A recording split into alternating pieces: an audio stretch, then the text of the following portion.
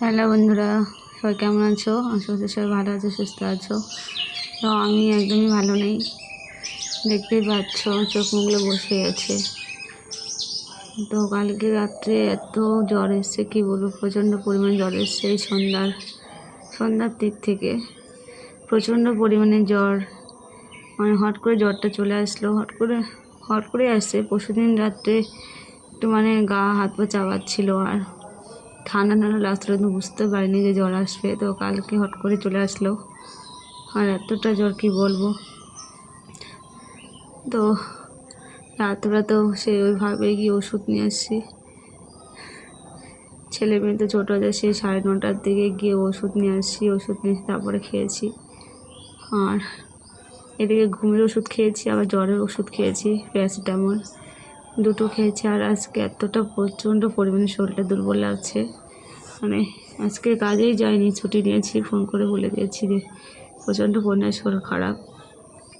তো না বলে তো হবে না, কারণ ওরা তো আমরা আশায় বসে থাকবে যে আমি যাব, তারপরে কাজ করব। তো সেই জন্য ফোন করে বললাম যে আমি আজকে যেতে পারবো না, আমার প্রচণ্ড পরিমাণে জ্বর আর শরীর দুর্বল। তো এখন প্রচণ্ড পরিমাণে শরীর দুর্বল, কী করবো। এই তো 8:30টার দিকে উঠলাম, আর 8:30 এক ফোঁটা ঘুম হয়নি।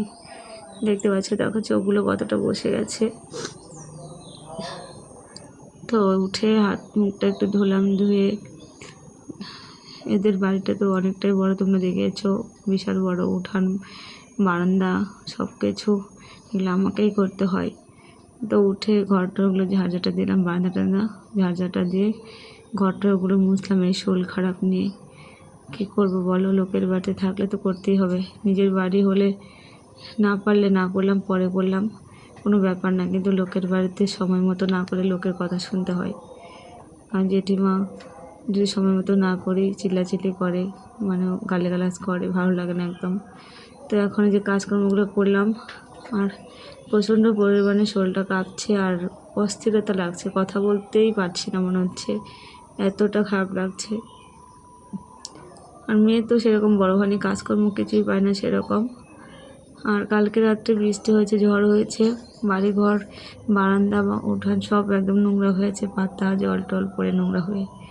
তো ওগুলো পরিষ্কার করলাম। এখন একটু আবার রেস্ট নেবো, ভালো লাগছে না, পারছি না। তো আজকে রান্না বান্না সকালে করবো না আমি, এতটা শরীর খারাপ লাগছে।